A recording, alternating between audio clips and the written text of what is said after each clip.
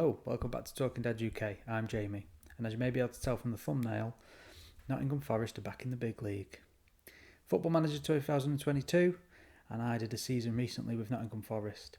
It went better than I expected, and I'm a little bit late creating a video series on it, but here we are. So we're going to have a little look at the end of the season, some of the tactics, transfers, and how we ended up in the league.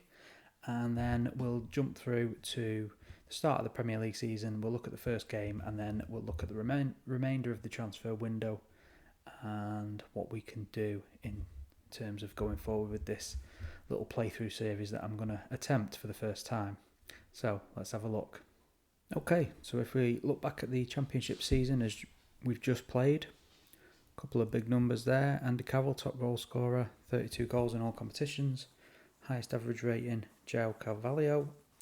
I think that's how you say it.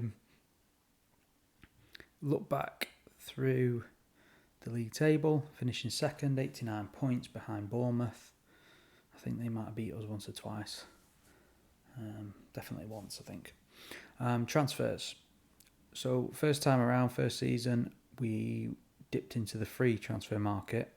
We'll highlight a couple in a second there.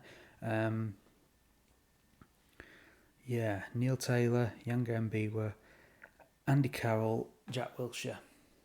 All free transfers. Some of them might think they were a bit of a gamble, but it was worth it in the end because they played well. They fit straight into the tactic, which we'll show you in a minute. Nat Phillips on a permanent transfer then from Liverpool. In the end, we got that done, I think, in January. Liverpool wanted quite a lot of money for him. Bit of a pain that was, but we did it. Carroll played brilliantly last season. Wilshere again in his role was good. The outgoings, nothing really notable to speak of. And let's jump through and have a little look at the schedule and some of the games we played. As you see, not too bad, pretty consistent. Early part of the season played pretty well. The tactic we use is quite intensive, so players did get a little bit tired and there was a couple of injuries later on in the season, but overall we were fairly consistent. The cup game against Leicester that we ended up losing, one of the notable ones, and then throughout the rest of the season not too bad, a few draws in there, but we didn't do too bad overall. Lost the last game of the season when we were in with a chance of winning the league, but Bournemouth won anyway, so it wouldn't have mattered. I think we would have been a point or two off. A couple of draws, if we could have turned them into wins, would have been much better, wouldn't it? But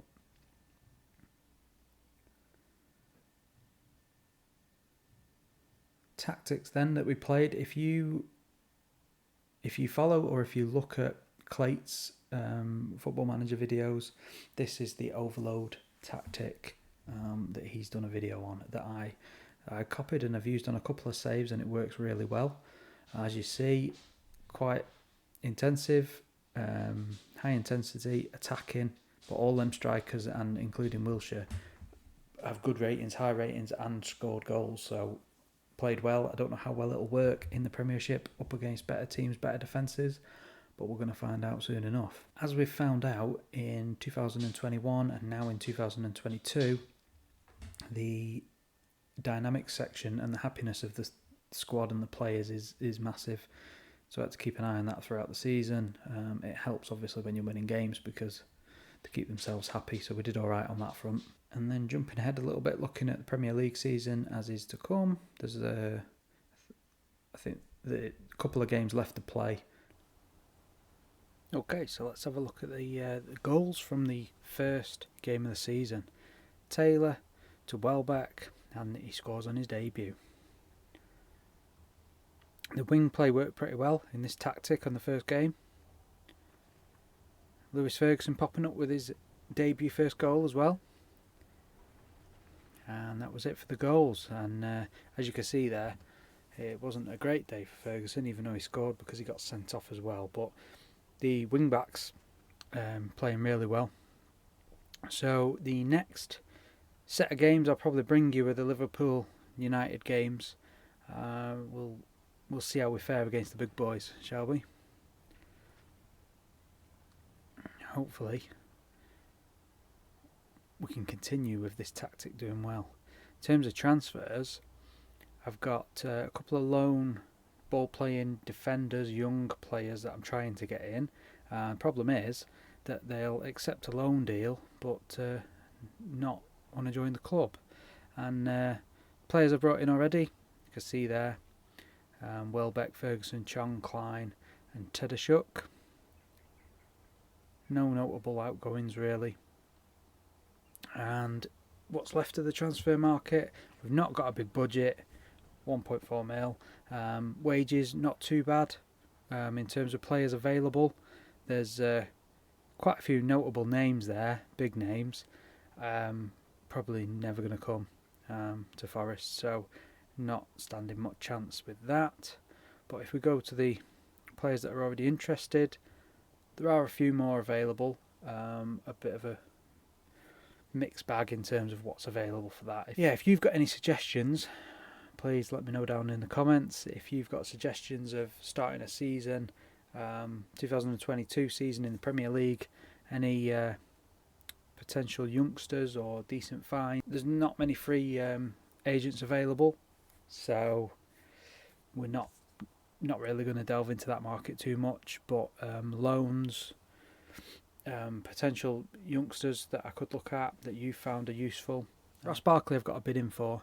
I've got a feeling he's probably going to want too much wages wise, so I'm not sure about that one, but I feel like we probably need that shadow striker position filling with a regular starter, possibly a ball playing defender for a bit more cover, maybe a central midfielder, although I don't think we'll have enough budget or wages to cover that one.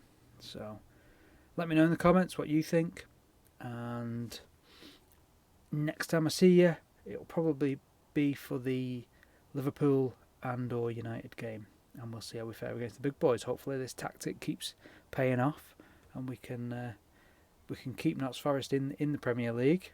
Bit of safety, bit of continuity, and then maybe we can push on from there. We'll see. So thanks for joining me for this play along, and I'll see you next time. Cheers.